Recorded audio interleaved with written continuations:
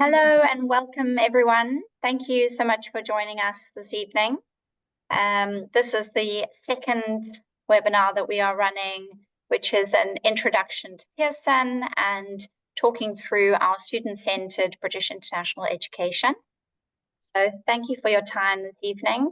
I will be talking through some information for about 30 minutes, after which we will have some time for questions.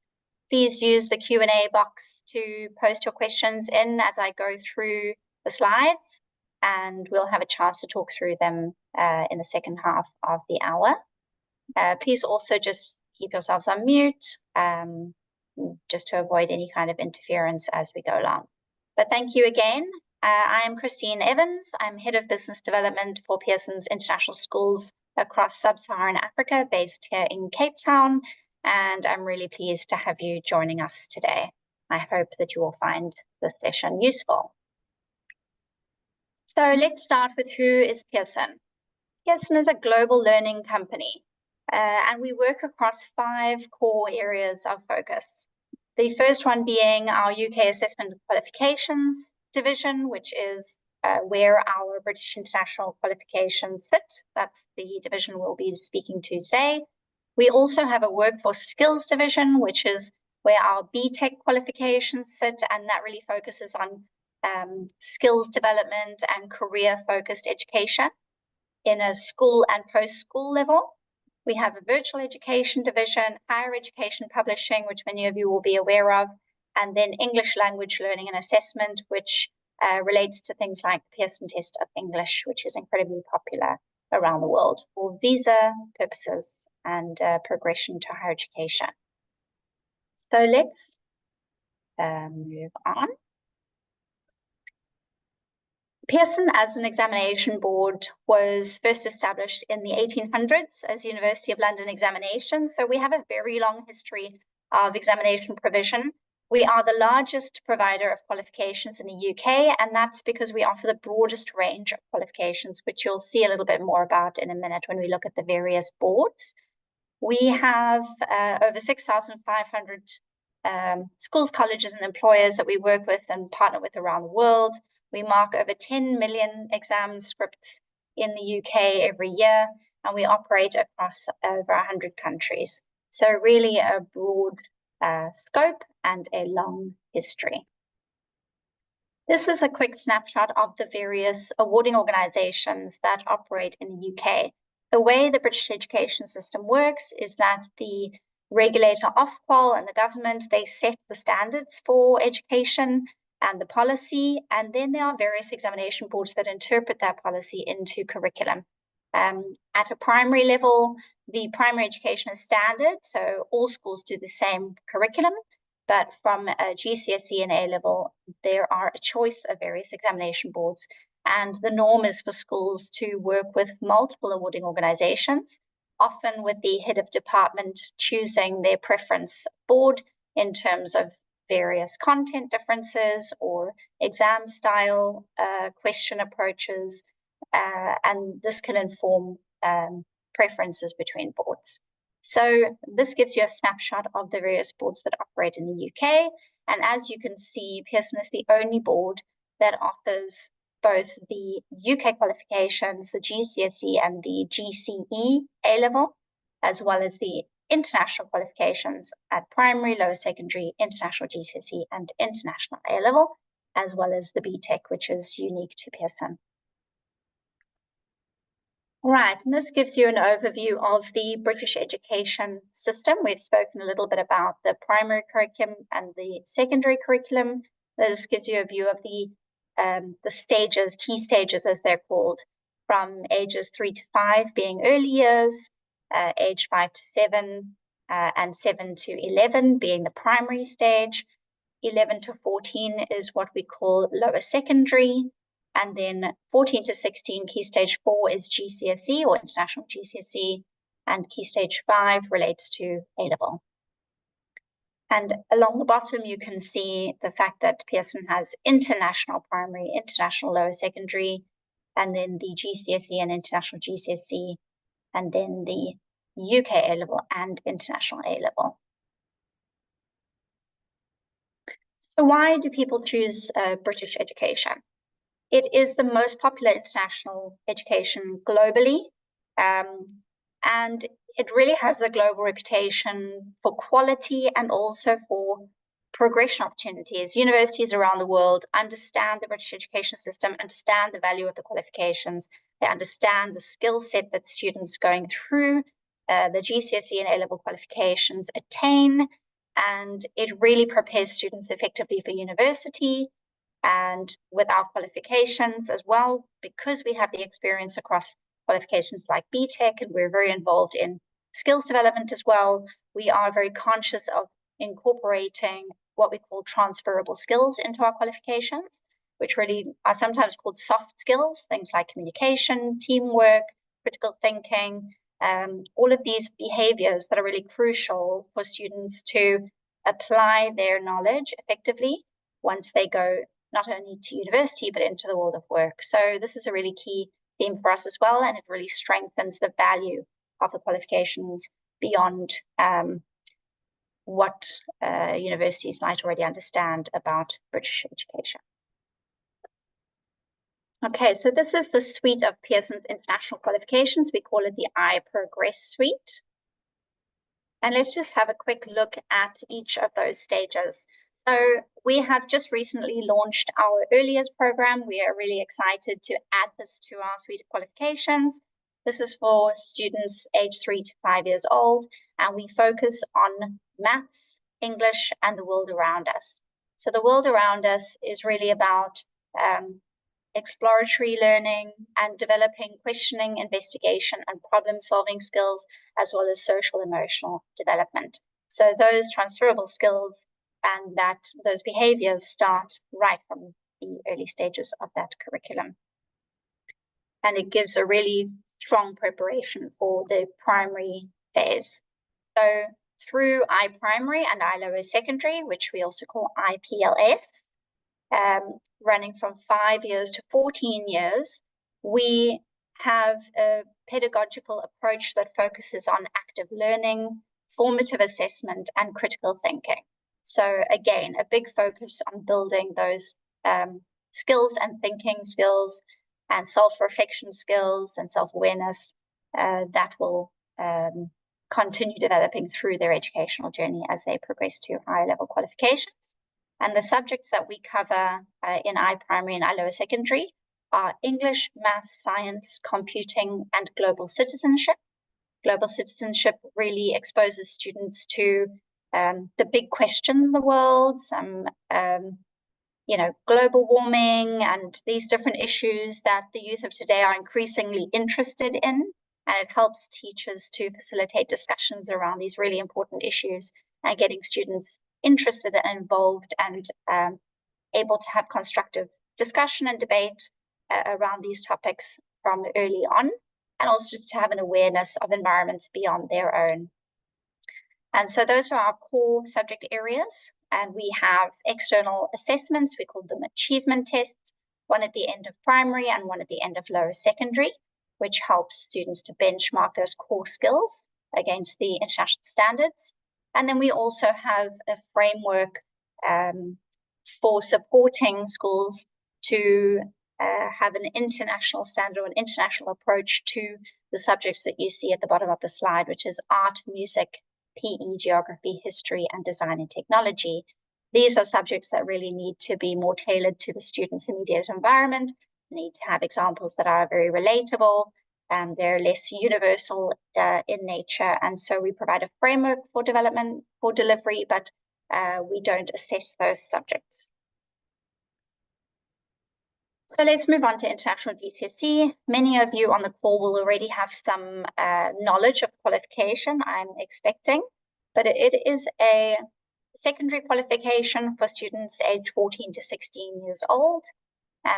Usually students would take between 8 and 10 subjects, but that varies dramatically by country and by the progression criteria required. So locally in South Africa, students might only take 5 or 6 international GCSE subjects. It really depends where they plan to go, how many A-levels they plan to take, and it should be very much informed by your progression objectives.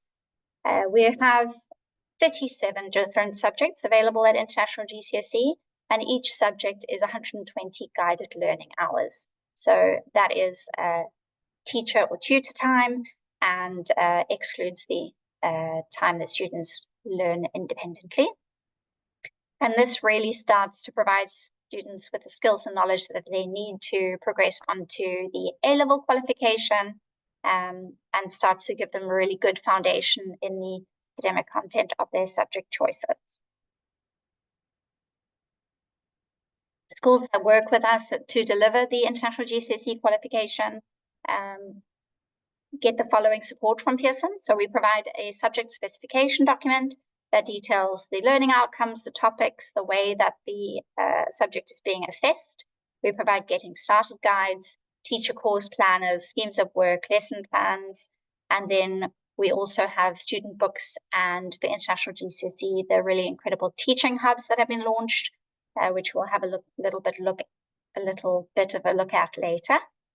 And then on the assessment side of things, we have exemplar materials, examiner reports, past papers, and then tools like Exam Wizard and Results Plus, which again, I will give you more detail on as we move through the slide.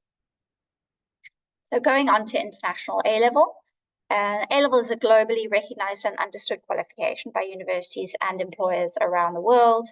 A very rigorous qualification, and it requires students to take quite a deep dive into a relatively small range of subjects. So really getting to grips with deep knowledge of their subject areas. Generally, students are 16 to 18 years old during the course of this qualification, and normally students would take 3 A-levels. Again, in South or Southern Africa, students might only require an AS level to progress to university, which is the first year of the 2-year A-level qualification. And we have 21 subjects available in our International A-level qualification. Something just to mention is that our International A-level sciences are assessed via written examination based on development of practical skills during the course. So there is no practical examination required for our International A-level sciences.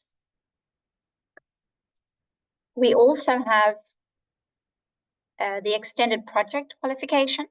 So this is a suite of qualifications that are unique to the UK curriculum, and it gives students an opportunity to achieve an additional qualification that strengthens their university applications, gives them a more holistic set of skills, and they have an opportunity to choose a topic of interest and carry out self-directed learning to produce a dissertation, field study, and an artifact or performance.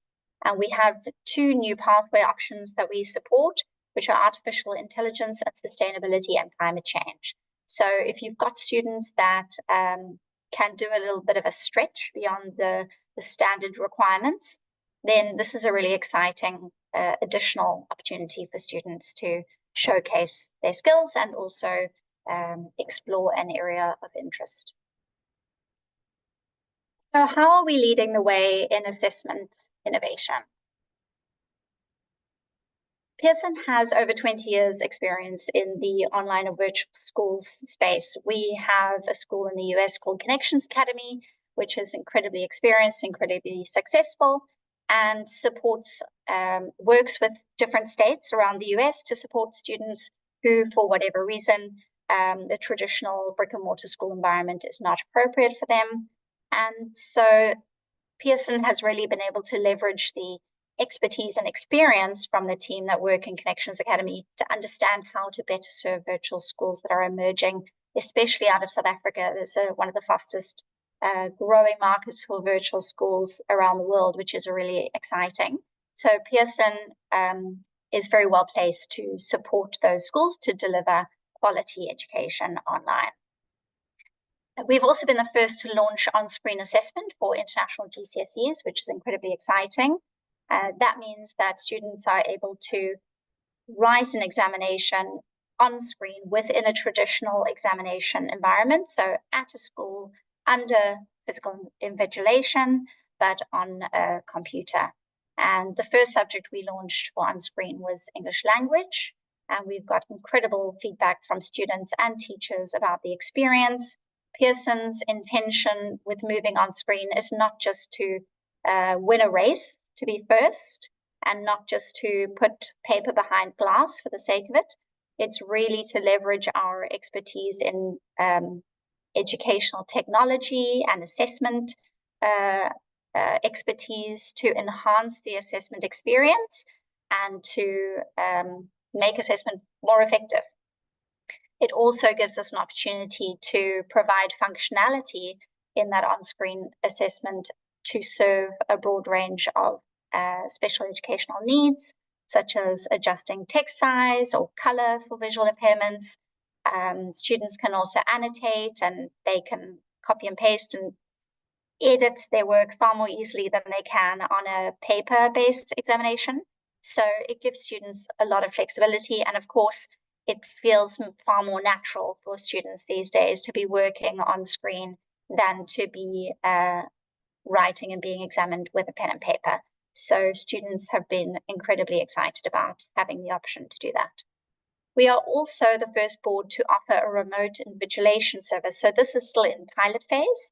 We've been working with a number of our virtual schools partners globally, where they have students in remote locations, or they have students with special educational needs for whom sitting in a traditional exam environment is not going to allow them to perform at their best. And so they have been invited to participate in our pilot phase of the remote invigilation for international GCSEs. And we've had incredible stories coming out of that service, where students who otherwise may not have been able to write their examinations are now able to do so in a safe environment and under one-on-one invigilation. So exam security is not compromised, but we really increase access to our examinations, and it's something we're incredibly proud to be able to do. So this is a snapshot of the on-screen assessment roadmap. This is already the third year that we're going into making on-screen exams available. Our first subjects, as I mentioned, were English language, English literature, history, economics, and business. We've moved on to some GCSEs and also international GCSE geography, global citizenship, Islamic studies, Pakistan studies. And then for 2026, first assessment on screen will be for international A-level and international A-level economics and business and history as well. So a lot of work going on in this space, but again, very much releasing subjects when they are at a stage of really enhancing the experience of that examination. So there are a few subjects that you'll see are not appearing there yet, and that's because maybe we're still working on ensuring that that experience is the best it can possibly be. Okay, so what makes Edexcel more student-centric? We know that doing all of the examinations at the end of a period of study, in this case 2 years for international GCSE or 2 years for A-level, works well for many students. That structure is called a linear approach. But we also know that spreading out exam pressure works better for others, and that is called a modular approach. So essentially, that would mean that you have chunks or units of learning that students work through, and then an examination that relates to that content, which they write, and then move on to the next set of content, and then write another examination based on that second set of content, and to spread the workload out and also spread the examination out as well. So we've already been offering our international A-levels as a modular structure, but we are the first board to introduce a modular option for international GCSE. So we will retain the linear approach. It remains exactly as it is, but the modular route breaks the journey into units with an exam at the end of each unit. And whichever route a school offers to take or a student takes, the teaching time is the same, and the examination preparation time is the same, but it really gives far more flexibility to cater to your specific student needs and support them to perform at their best. So let's have a few a look at a few of the benefits of the modular approach. For students, it reduces the mental load and stress by allowing them to focus on 1 year of content at a time and spreading out their examinations over 2 years. It provides more opportunities for them to demonstrate their skills and abilities and therefore optimize feedback to improve their performance. It also allows them to take examinations when they're ready to do so, and also allows multiple resit opportunities, resitting only necessarily the paper that they need to improve on and not necessarily the entire subject, which is the case with a linear qualification. For educators and parents, it provides really rich mid-cycle data. If you've got your students taking paper 1 of an international GCSE at the end of year 10, especially if you're making use of our results analysis tool called Results Plus. It provides consistent experience with international A-levels because that is already modular from Pearson. And it can also help to spread out the cost of examinations for parents. So let's have a look at the structure. Generally, an international GCSE subject has 2 papers. And so you would have 2 years of learning, and then students would write their 2 papers at the end of that period. This now provides the opportunity for students to sit paper 1 at the end of year 1 and paper 2 at the end of year 2, thereby, as I mentioned, splitting the content they need to cover and also splitting the examination burden. And so you'll see the list of the international GCSE subjects that we have now made available as modular options: English, history, geography, religious studies, commerce, accounting, economics, and then maths A, biology, chemistry, physics, and science double award. So quite a broad range of subjects that we now have available as a modular option.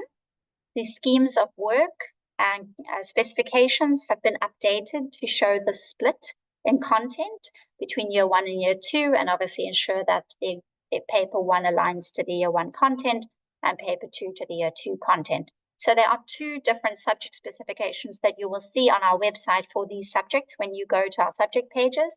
It's important to understand that both will remain because both are still available for schools to choose from. However, it really does make sense, even if you want to deliver in a linear way, to make use of the modular unit examinations, because that means that if your student wants to rewrite, or they want to improve their subject grade, as I mentioned, they would only need to resit the 1 paper that needs to be improved. They would not need to resit both papers. So that is a big benefit of the modular approach, even if you are continuing to teach in a linear way. And as I mentioned, our international A-levels have been modular since we launched them in 2018. They were launched when the UK A-level became linear and separated from the AS qualification. So often people think of a modular A-level as being AS still contributes to A2. So AS still being the first part of the 2-year A-level qualification. But our international A-level is far more modular than that. And so each unit of the qualification has its own examination paper, and each of those papers can be spread out across a different examination series.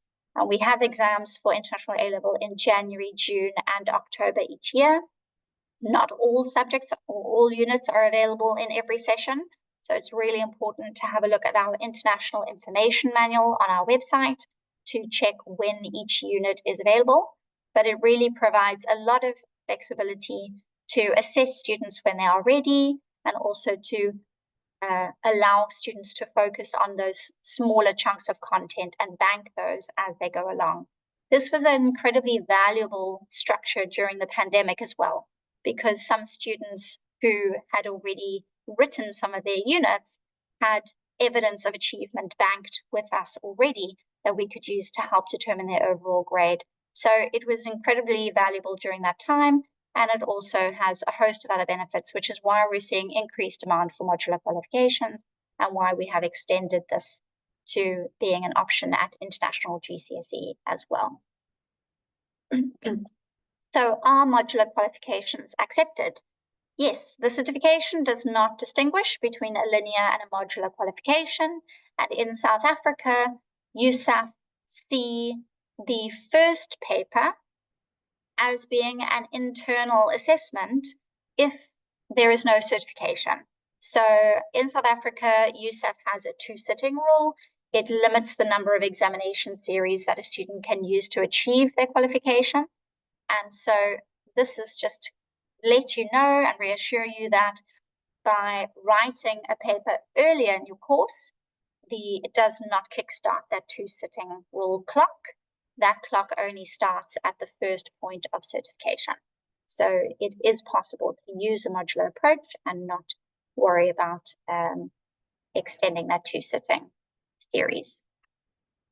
And then in our engagement with Stellenbosch University's admissions team, we really received positive feedback from them saying it just makes sense to support students to concentrate on parts of their work at a time, chunks of content at a time, and to help them spread out their learning and spread out their assessment. So there's really been a positive feedback to extending the range of modular qualifications that we make available.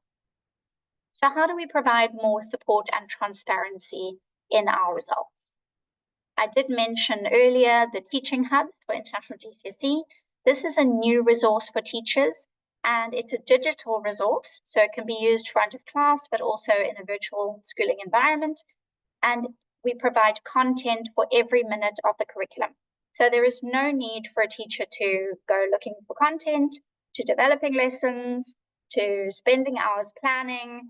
Your time can be dedicated to your students and to your teaching, because all of the content is included in the Teaching Hub's course, including assessment support as well. We have embedded videos and worksheets that are downloadable, and lots of activities to use to support your lessons. So a really comprehensive, incredible support that is new from Pearson to support some of our international GCSE subjects. It's currently available for English Language A, Maths A, Biology, Chemistry, Physics, and Business. And so please, if you are teaching these subjects or interested in starting to deliver our curriculum, this is a really fantastic support, especially if you're new to teaching international GCSE or Pearson's international GCSEs. We also have the broadest range of subject advisors. So this is an incredible team of subject experts, and they are available on social media. They publish newsletters, and they are directly available from teachers to answer subject-specific questions. They also share the latest news in their subject area and often run subject-facing events, but they are directly accessible by teachers. So a really fantastic team of experts that are available to support teachers that are delivering our qualifications. And I've just mentioned the social media platforms that you can find them on, Facebook and LinkedIn. We have our pages called Pearson UK and International Schools. So please go onto those platforms and follow us. And you'll also find each of these subject advisors with their own pages posting news and updates and interesting events coming up. Exam Wizard. So this is a tool that is freely available to all of our approved Edexcel centers, and it allows you to access past questions as items, question items, and adapt them to what you are needing. So you can build your own assessments, whether it's on a particular topic, from a particular year or a particular area of the curriculum. You can adapt that to what you need for your class using real past paper questions. So a very, very helpful tool that teachers find incredibly useful to support assessment and examination preparation. We offer training to teachers, getting ready to teach training, and also examiner feedback sessions. So a lot of support from our training team for teachers that are delivering our curriculum. And we also have general pedagogical training available through our PD Academy, which you can find through our International Schools website. And we also have new training being developed all the time, one of the latest being Mark-like and examiner training, where we've taken the training that we use to train our examiners, and we have adapted that to teachers to help you understand how to prepare students for the style of questioning in the examinations and what our markers are looking for when they mark examinations. So that will really help to build confidence, especially in your mock examination process. And we also offer services such as mock sample marking. So if you send a sample of your mocks to us, we can provide feedback on how well you have applied the mark scheme and advice on how to enhance that going forwards. It really helps to build the confidence of your teachers to know that they are can trust the mock marks, that those shouldn't be too far off from what your students end up getting in the final examination, and they're preparing students effectively for the external examination. Results Plus. So this is our results analysis system. It is the most in-depth results analysis tool of any British international curriculum provider. And the reason we are able to provide such granular data is because of the way that our exam scripts are marked. So when the papers go off to the UK, they are scanned and digitally cut up into the individual questions. And each question goes off to a different marker that is trained to specifically mark that question. We monitor the marking incredibly closely.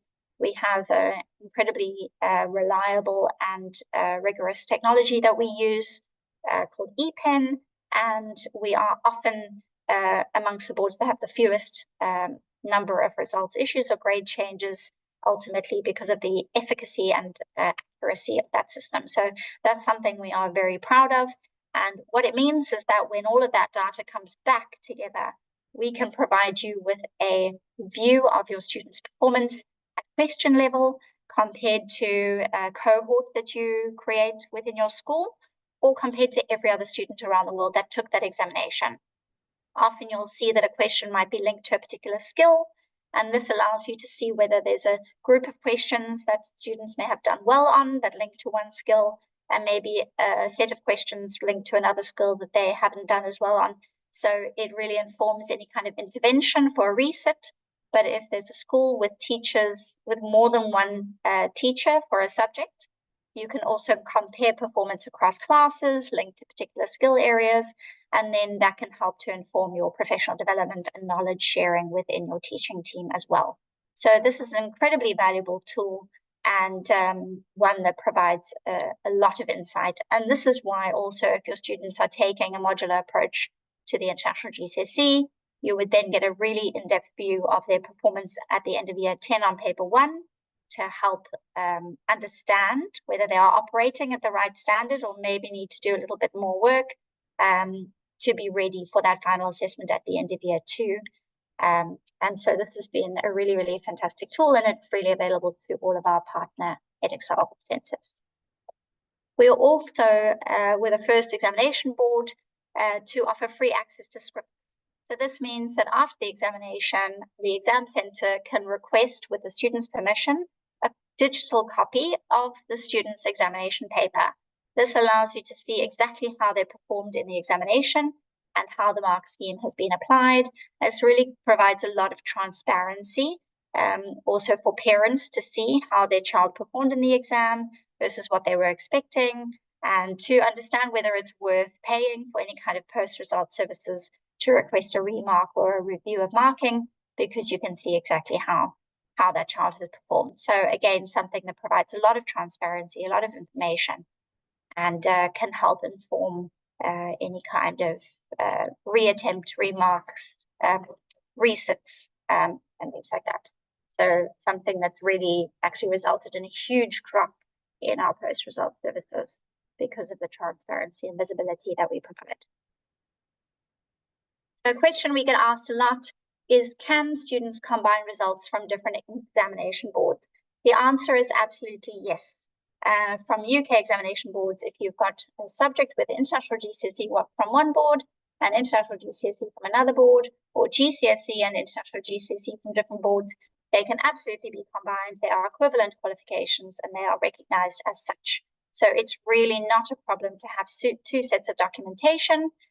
This, as I mentioned, is the standard way of working within the British education system and something incredibly normal.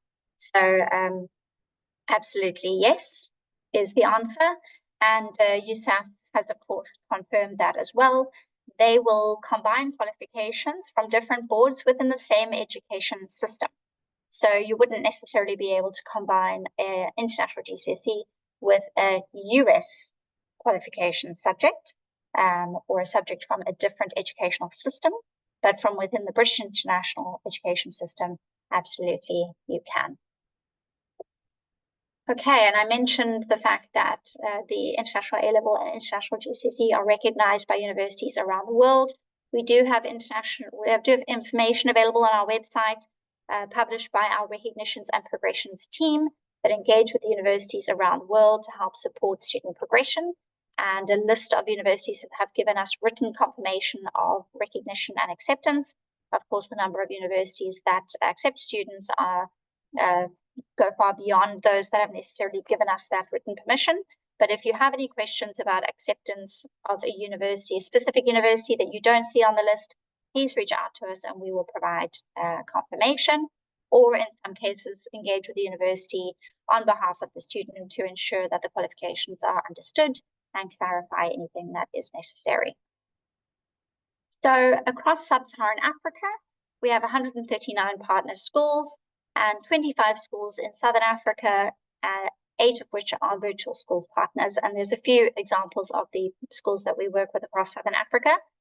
The reason we are still relatively small in Southern Africa is because it was only last year that we introduced our permanent international GCSE series in November. So now we are able to cater to schools on the Southern Hemisphere academic year from January to December, whereas previously our qualifications were very much aligned to the UK academic year. And so it's really fantastic that we can now support schools locally, grow locally, and expand our qualifications in Southern Africa. And this is a snapshot of the center list in South Africa. So our examination centers, and then also our virtual schools partners as well. And those are growing consistently as we move forward, and as the word spreads about the fact that there are options within British international education, and of course things like modular qualifications, which is really drawing a lot of interest towards Pearson qualifications in general. So how to become an approved center with Pearson? You would work with your local regional development manager. I manage South Africa, and then we have a team which I will show you in a minute. We require schools to be registered with the local Ministry of Education or Department for Education. You would complete an application form, and you would need to understand the Joint Council for Qualification Regulations, which is a council that governs the exam processes for all UK examination boards.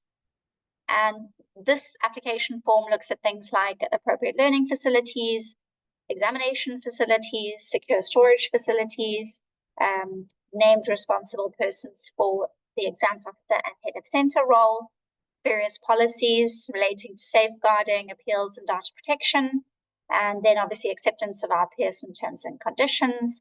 And like I mentioned, really important to understand and accept the JCQ regulations.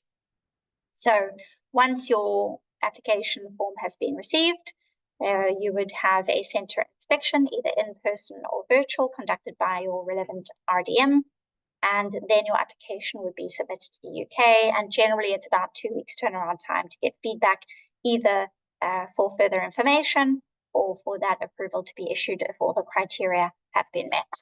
So it's a very straightforward process. And locally in sub-Saharan Africa, we do not charge a center approval fee. The fees that we charge relate to any teaching and learning materials that you might purchase for supporting your delivery, and also the examinations themselves. We do not charge annual fees for schools wanting to deliver international GCSE or A-level qualifications. So this is the team of your regional development managers. It's myself here in South Africa, and then we have Peloshwa Mohutsiwa, who's based in Botswana, and she covers the rest of Southern Africa. We have Marvin Owati, based in Kenya, who covers East Africa. And then we have Gabriel Soamenza, based in Ghana, who covers West Africa. So this is your team in sub-Saharan Africa that supports schools that deliver our qualifications. All right, so that is it from me. We hopefully have some time now to go through a few questions. So I'm going to ask my colleague Ilaria to please assist me by having a look at the Q&A and just letting me know what questions may have come up. Thank you, Christine. We had a couple of questions in chat. Alette is asking whether Pearson Edexcel is available for private candidates. So we do have examination centres that host private candidates, tutors and exams, British Council, and many of our examination centres are also open to hosting private candidates. So our international GCSE and A-level specifications and subject guides and a lot of the support material is freely available and publicly available on our website. So you can, as a homeschooler, go and access that information and follow our curriculum. You could also purchase our textbooks to support you with that process. But as a homeschooler, without being part of a formal schooling environment, you wouldn't necessarily have access to things like the Exam Wizard, the Results Plus, and some of those support tools, the teacher training. Those kinds of things are needed. They are only accessible by approved Pearson Edexcel examination centres and schools. Thank you. We got more questions coming in chat. John is asking, do you charge subscription fees? And also whether the slides will be shared. I can answer the question about the slides. The slide will be shared. The webinar is being recorded, and we will share a recording with you in the next couple of days, possibly early next week. And we can share the slides. I think, Christine, we can post it on our website, and so that they are available there. So the question from John was, do you charge subscription fees? It's difficult to know what the question relates to. In terms of curriculum, we don't charge an annual approval fee, and we don't charge any annual fee for schools that are delivering our GCSE, international GCSE, or A-level or international A-level qualifications. If schools choose to deliver our early years, I-primary or I-lower secondary curriculum, then there is an annual subscription fee because we provide a huge amount of teachers' support through that subscription, which includes the professional development component every year. So there is an annual fee in relation to the early years through to lower secondary curriculum, but not for GCSE and A-level. And we would have subscriptions for our digital teaching and learning materials. That's also where a subscription might come in. Alison is asking where you can buy Pearson's textbooks from in South Africa. So there are a number of different bookstores that have an account with us. Stores need to buy books from the UK. So Pearson South Africa, which previously produced textbooks for the local CAPS curriculum and also provided our international textbooks, is now Massey Miller Learning, no longer part of Pearson. So any schools or bookstores that want to purchase our products are doing so directly from Pearson in the UK. And there's a number of bookstores that do that. A few of them are Wise Books, Caxton, Mallory International, and we are working with a few partners to start stocking some of our books locally, which will increase the access to those textbooks, the hard copy textbooks, because currently it does take a few weeks to bring those products into the country. But you're welcome to reach out to us and get a list of the bookstores that do have accounts with Pearson, and we can share those with you so you can reach out to them to request quotes. There's some questions about BTEC in chat. I shared the link to our BTEC page where you can find more information. There is a question from Portia who's saying, I'm in South Africa and would like to know, what does it take for one to be your tutor centre? So we generally work with schools, not necessarily tutor centres. As I mentioned, you can access the curriculum, but we require schools to be registered as schools with the DBE in order to approve them as Pearson Edexcel examination centers or partner schools. But that doesn't stop you from delivering the curriculum, and you can reach out to the centers that support private candidates in homeschooling and organizations such as Tutored Exams to understand how they may be able to support you with delivery. They are also working with us to provide Teaching Hub access to private tutors. So that's something that you can contact them about to find out more. There's also a question about whether BTEC is possible to do BTEC in South Africa. It is possible to do BTEC in South Africa. However, we've not been promoting it because although USAF recognizes BTEC for progression to universities, I'm still working with SAQA to get a matric equivalency for BTEC. So it's really important that students taking an international qualification, that qualification increases opportunities. And so SAQA has been very encouraging and open and receptive. But we haven't had any students going through that equivalency process yet with a BTEC. And so that is still a work in progress. So we've not been promoting the qualification, but once SAQA has issued the criteria for the matric equivalent for BTEC, then it will make the BTEC, I think, an attractive option for schools and students in South Africa. Thank you, Christine. And thank you, Pello, for alerting me that there are more questions in the Q&A. So in the Q&A, we have a question from Jenny that's asking, for Results Plus, is this available for early years and primary or just international GCSE and above? We don't have an external achievement test for early years, but it is available for iPrimary and lower secondary, yes. And then more questions in the Q&A chat. Is Pearson's content exactly the same as Cambridge? So the answer is no, but the degree to which it differs will vary by subject.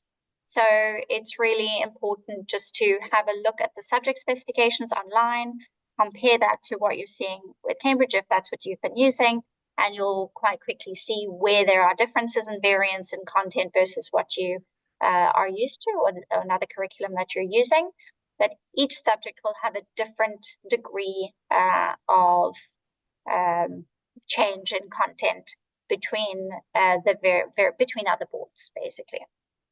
So you can look at those subject specifications on our subject pages online. And obviously, please reach out to us if you've got any questions about the subject specifically, or you could reach out to one of the subject advisors as well. Thank you, Christine. And something just to, sorry, Ilaria, just to add, sure. We do have some mapping documents available to support schools and teachers to understand where the differences lie. So that is also some support that we provide for schools that may be switching across from one board to us to help them focus on where the changes may be to adapt their courses. There is another question in the Q&A chat from an anonymous attendee. Is it easier to do well in International GCSE and AS Art and Design in Pearson compared to Cambridge? The qualifications are equivalent, so no board's qualifications are easier than the other. I think every year after every exam series, there's a debate between students about what's easier and what's more difficult, and it swaps every year. So that's a very subjective question. The standards are the same, the qualification, the rigor is the same. But the approach to assessment would be different. So whether there's coursework, whether there's controlled assessment, how those are applied, that would differ between the different boards and even between our GCSE and our international GCSE art and design subjects. So we have seen a shift lately in the last few years from schools across to our specifically GCSE art and design. There seems to be a preference for that, and schools tend to prefer that approach. But as I mentioned, there won't be any one that's easier than the other. You come out with the same degree of qualification, but it seems to be a friendlier and more preferred approach to assessment. I'm going back to Portia and the questions about what does it take to be a tutor centre, to become a tutor centre. Because Portia says, thank you for answering my question, but I mean the private tutor services to support students after school. Yeah, so the same answer would apply. If you're a private tutor, it would be good to link up with an organization like Tutors and Exams and inquire from them what support they may be able to give you, because Pearson we don't have the capacity to support private tutors directly. We generally work through schools or we work through examination services providers. So you can access the curriculum, the specifications and the support materials on our website, qualifications.pearson.com. And then you would work with a center that hosts private candidates to support your students and inquire with them what kind of support they can provide in terms of information about our qualifications, updates, and guidance on where to find past papers and preparation materials as well.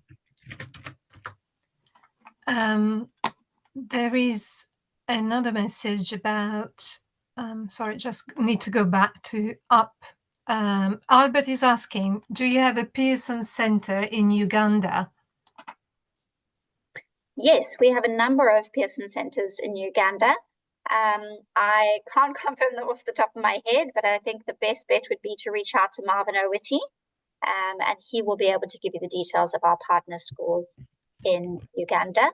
So let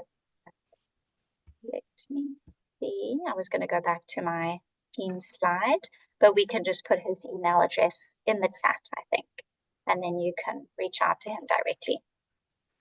And then there are other questions from Albert in the Q&A box about Pearson Edexcel primary or iPrimary. I shared the link to our iPrimary qualification page in chat. Albert is also asking, what's the new grading scale for Pearson Primary? We don't have a new grading scale for Pearson Primary. The grading scale at primary is based on a pass and a merit, I think. You've caught me on the block.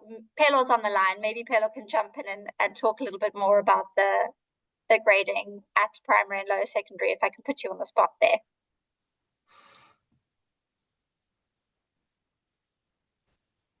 Pelo, are you with us? Hi, Christine. Yes, I'm here. Yeah, so the grading is based on a pass P1, P2, P3. I think we can share that grading system with them via a link that I'll post just now. I'll look for it and post it just now. Yeah, and it's also available. It's also available on all the specifications on our website. So on the specification, there is where it shows assessment and how grading is done. Thank you, Pelo. So that grading structure, it's been the same since we launched our iPrimary and our lower secondary curriculum. There's been no change there. So as Pelo said, you can, we'll pop a link in the chat and you can go through and have a look at how that is structured. Something to mention that I didn't flag during the session is the fact that our international GCSEs, just as the UK GCSE is, graded from 9 to 1. So we did move our international GCSE qualifications away from the A star to G grading structure to 9 to 1 when this was introduced with the GCSE in the UK a few years ago. And that is the bottom of a 4 is linked to the bottom of a C grade, and the bottom of the 7 is linked to an A grade, and the grade 9 is actually a new grade. So grade 9 represents only the top performing students that would achieve an A star. So it really gives students performing at the top level a great opportunity to showcase that result, that excellent result with a grade 9. and gives a very competitive results for university. And it also gives a bit more granular performance at the lower end of the scale than the A star to G grading structure does. So there is a change there at our international GCSE between A star to G and the 9-to-1 grading. Thank you. There is a new question from Jobo in chat. One second. I just need to find it. How do you intervene if the Ministry of Education does not recognize the international Pearson curriculum in one's own country, yet the registration procedures were followed? So, as I mentioned, we have a recognition and progression team, and the regional team work with that team and work with the ministries of education in various countries to request permission for our curriculum to be delivered, and to ensure that the recognition is in place. In some countries, that is an easier process than others, and where we have challenges, we do engage with our government relations team, with the local British High Commissioners, to get their support, with the British Council as well, to get their support in engaging ministries to recognise and accept our qualifications. So it really does vary from country to country, and we obviously do everything that we can to support schools and to ensure that our qualifications are approved by ministries of education in the countries that we are growing into. Thank you, Christine. There is a question from Carol that was posed at the very start. What is English A and Maths A? So in our English and Maths specifications, we have different pathways, and it would cover different sets of content and also be assessed in a slightly different way. And English A and Maths A tend to be the most popular options within those subject areas and tend to be the best preparation for students that are progressing on to university. We do provide subject guides on our website that detail out the differences between the different pathways, the different components. For English language, there may be an optional spoken component, and the different pathways would either include that or not, or have a greater focus on certain set work texts. So there's different content and different assessment approaches to those pathways. So please do go to our website, have a look at our Maths and English pages, and have a look at our subject guides, and they will give you all the details across those various options. And Paul is asking who covers North Africa. North Africa sits in a separate region, so that's not part of my region in Sub-Saharan Africa. And our colleague Moran Mansour, who is based in Egypt, manages North Africa. And I can send in chat the link to our contact page so that you'll be able to find who covers North Africa. I can't see any of the questions in chat. I just checked the Q&A 1 second. Yes, there's a couple of more questions. One is from Karen. Is the international GCSE modular approach not available in the UK? I don't think it is, no. So generally schools in the UK would take the GCSE rather than the international GCSE. I think there are some independent schools that have the option of the international GCSE. At this stage, the modular approach has been launched internationally. I don't think it's currently available within the UK. And another question in the Q&A box. Does Pearson obtain data from their centres to see how many students using the curriculum get into university? So there isn't really a way for us to capture those statistics. We tend to be reliant on the schools to share any such information with us, or to reach out to us to share success stories when we ask for case studies, or of course reach out to us if they need support with progression discussions. So we don't have a mechanism for capturing those statistics.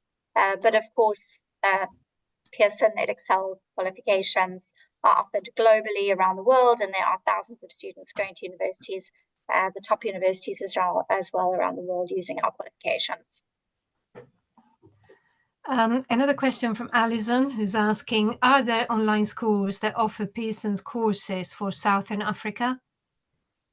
Yes, so on the slide that I showed a little bit earlier, we had a list of our virtual schools partners. And those include Sainsburg, Cambrilearn, Teneo, Wingu, Swales, also known as Campus of Things, and Brave Generations Academy, Crimson, Katuba. I think I've covered all of them. Thank you, Christine. And I think we have exhausted the questions in chat and in the Q&A, but we did have some questions that were pre-submitted for this specific webinar. So I'm going to read out some of them. This is about modular. How does Pearson Edexcel's modular system can accommodate/assist students with learning difficulties in coursework and exams?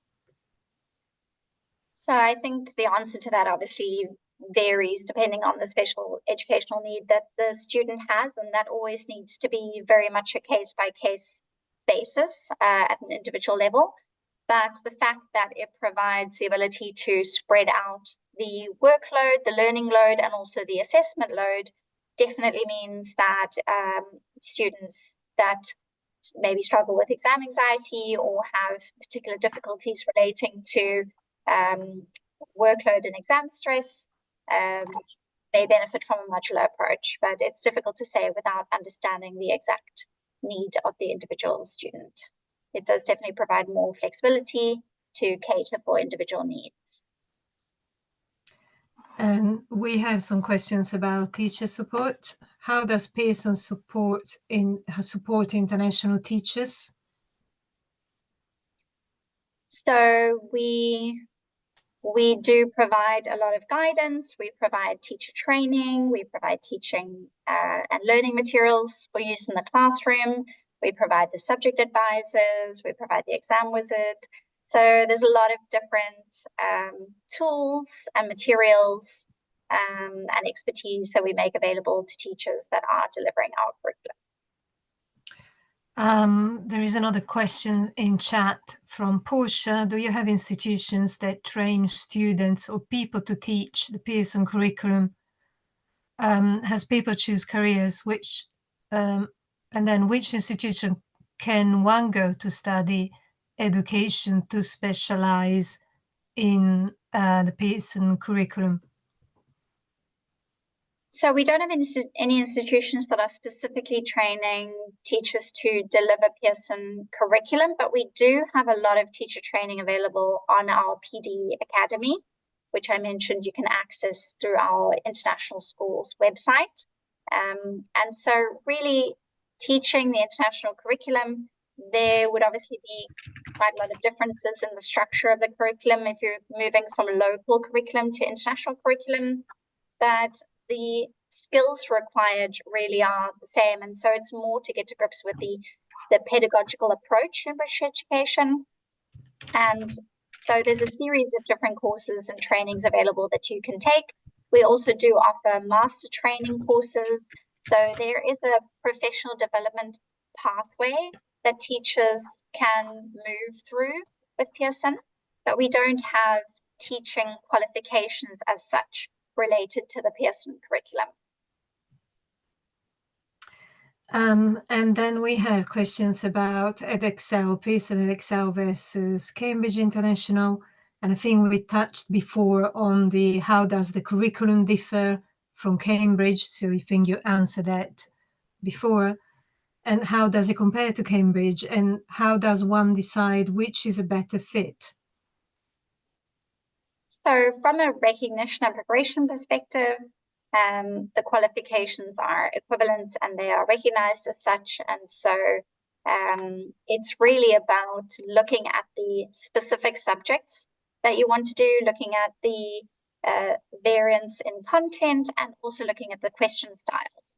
People often describe our questioning approach as more straightforward, more accessible, using language that is more straightforward and clearer. than some other boards might use. And so it's really a preference for question style and for content at a particular subject level, but also in terms of the support that we provide to teachers, the tools that we make available, and of course the modular approach to qualifications, which you won't find with other boards, and also the teaching hubs at International GCSE, which is the most comprehensive content for delivery of international GCSE qualifications. So also, if you're interested in delivering qualifications on screen, Pearson would be a really fantastic choice of partner. If you're a virtual school, then Pearson is really well positioned to support you. So it really is dependent on your strategic focus for your institution, or the type of students that you're supporting, that may heavily influence which board would be the best fit for you. But as I said, you're not limited to working with one board. You can look at that from a subject level perspective or a suite of qualifications, and make the decision based on what's best for your school and what's best for your students. Thank you. And there is also a question about fees, and specifically the cost of Edexcel versus Cambridge. So from an approvals perspective, we don't charge an annual centre approval fee. And so that can be quite a significant difference. From an examination fee perspective, they would be relatively similar. So it might vary a little bit from suite to suite, but generally similar from an exam fee perspective. But I would say if you're looking at delivering international GCSE and international A-level, then not having that annual fee may be quite a benefit. A question which is of more local character, if you like. Why is Pearson Edexcel not popular among Mozambique international schools as compared to the Cambridge curriculum? I think that speaks to the point that I made about our presence in Southern Africa in general. Our focus previously has been much more on East and West Africa, primarily East Africa, where we've got our largest presence. So Egypt and Kenya are our largest markets in Africa. And the reason for that is really because we've been operating historically along the UK academic year. So our examinations were in January and May, June. We didn't have October, November examinations. And so it made it quite tricky for schools in the Southern Hemisphere and Southern Africa to work with us comfortably. Now that is no longer the case. We are really excited to have an October International A-level and also I-primary and I-lower secondary exam series. So it's in October, and then International GCSE exam series in November. And this is why we are really having these sessions to raise awareness of the fact that Pearson is a viable option, that we can accommodate your examination timing, that we have a lot of really interesting and different services and support available than what you maybe have experienced with other boards. And we're really just raising awareness of that because we are sort of starting from the base in Southern Africa as a result of that shift in examination timing. So Mozambique will be the same situation, where schools are just coming to be aware of the fact that Pearson Edexcel is available as an option for British international education. And so as time goes on and we engage with more schools, so we hope that we will see more partner schools coming on board. We do need to engage the Ministry of Education in Mozambique to secure recognition and approval there. So that's an integral part of growing into the country. Thank you. There is some more questions in chat. To go back to the PD Academy is a question from Portia, who's asking, so can I still access the courses on our PD Academy platform even if I'm not working for a Pearson school? Ilaria, I'm not sure if you know the answer to that question. I'm not sure if you might require a username and login issued by a school or a centre number. If so, you would need to, sorry, go ahead. No, sorry, go ahead, and then I can add onto your comments, your answer. Yeah, I think for most of the courses, you probably would need a center number or a login that's issued by a center. So I would, again, just suggest that you reach out to an organization like Tutors and Exams and ask whether they may be able to support you with accessing that. And or go onto the PD Academy and see if some of the courses are open to individuals. You can always reach out to us if there's something specific that you're trying to access. Exactly. I can leave you my email address, so you can reach out directly to me and I can investigate that for you. Thank you, Larry. I'll just stop typing it in chat. Some more questions have come into the Q&A chat from Jill. How does Pearson curriculum support learners with special needs, especially in English? So again, it's a tricky one to answer without knowing the needs themselves, but I think something that's worth mentioning is our access arrangements for our examinations. So we have a broad range of access arrangements available to students that are taking our examination, from scribes to obviously extra time to enlarged text to braille papers. We really have a broad range of various access arrangements that are available to students based on assessments that would need to be submitted to us from educational psychologists or the relevant professionals. And we have an incredible team that then looks at what is the most appropriate access arrangement to make available to those individual students to support them to successfully complete our examinations. So that's something that's really important to know, and you can explore that in on our website as well, or reach out to us if you want to know a little bit more about what is possible in that space. Another question from Rayenda. I would like to know if there are any specific learning materials and courses for slow learners.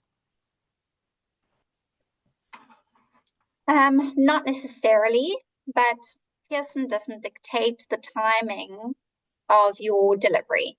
So things like your substitute sitting rule would be a constraint for examinations. But from a Pearson perspective, you could take the 2-year international GCSE and deliver it over 3 years if that's what is most appropriate for your students, and then write the examinations when they're ready to do those. So I think it's more about how you use the material and the resources available and adapt those to your specific learners. We don't necessarily produce content that's specifically designed for special educational needs or for any particular learner needs. One last question, and then I think we covered most of the topics. Is there any time limit to complete all the modules for A-level? No, so Cambridge does have a 13-month rule between AS and A2. Pearson does not have that. So, and if you're doing the full A-level, then the 2-sitting rule falls away with USAF. But obviously, if you're outside of South Africa, then, it would be based on the local progression criteria. From a Pearson perspective, there's no restriction as long as it's within the lifespan of that specification. So if we update the subject specification, we publish a new subject specification, we will publish the last assessment and last certification dates for that subject. So you would need to then make sure that you're completing your qualification within that assessment period. But spreading out those units is really up to you, and would not be reflected on the certification. One last question in the Q&A chat. Are the digitally written papers like International GCSE and AL English and History only available to virtual schools or also to regular brick and mortar schools? No, they are absolutely available to brick and mortar schools, because generally those exams would be sat in a brick and mortar school, in a traditional exam environment, but on computers rather than with paper. So absolutely, any schools that are interested in shifting to on-screen assessment, you could reach out to us and talk to us about the process and the support that we offer to schools that are running our on-screen assessments. We have an incredible team that handholds you through the process. And as I say, there's been fantastic feedback from students that have used those examinations. So definitely available to brick and mortar schools. Obviously, you just need to make sure you've got enough computers and devices to support your student numbers. But yes, absolutely available. I think we have exhausted all the questions. So I just wanted to say before Christine's closes the session, thank you for attending today's webinar. We really would appreciate it if you could let us know whether you enjoyed today's webinar and how you rate it. So I'm just going to include in chat a little poll. If you could answer it, that would be really great. And also, as Christine has mentioned before, the webinar is going to be recorded and we will share it with you in a couple of days' time, probably early next week, in the email that we will send out with a link to the webinar and possibly the deck as well. There will also be a link to a satisfaction webinar. So if you could fill in the webinar, fill in the survey to let us know whether you've enjoyed today's webinar, that'd be really great. So thank you. That's all from me. Thank you so much, Ilaria. Thank you for your help fielding all the questions. And thank you to everybody who's joined us this evening. I really hope you found it helpful. Thank you also to those who are giving us some feedback in the chat. We will be running future webinars. So if you have ideas of what else you would like us to cover or give a little bit more detail on, please do share some ideas in the chat. This is really just to help raise general awareness of Pearson Edexcel and our qualifications and the options available to you within British International Education. So thank you for your time, and I wish you a wonderful evening. Bye-bye, everyone.